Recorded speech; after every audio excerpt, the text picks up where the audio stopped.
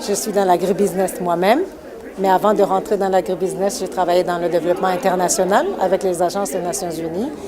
Et maintenant, je me consacre à la promotion de l'agribusiness et l'agritechnologie avec les networks de femmes en Afrique. D'abord, je voudrais dire quelque chose pour Value for Her. Je pense que c'était une très bonne initiative par la CTA et je suis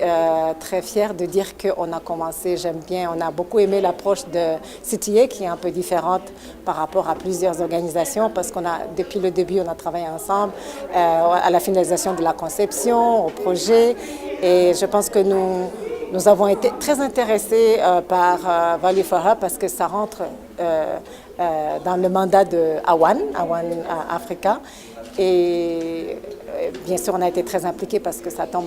vraiment au moment opportun pour nous parce qu'on doit faire la promotion de l'agribusiness agritech. Et donc, on est très impliqués dans le projet, on est très contente et on espère vraiment que bientôt, dans quelques mois, on pourra avoir le même, mettre en exécution le même projet dans les autres pays d'Afrique. Je pense que, bien sûr que ça a été toujours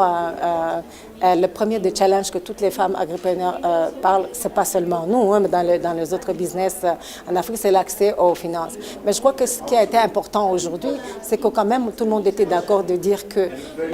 les projets financiers existent, mais ne sont pas ou bien accessibles aux femmes agripreneurs, ou alors quand elles sont accessibles, elles sont très chères,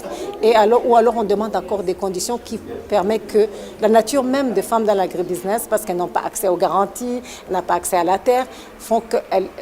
n'ont pas accès à ça.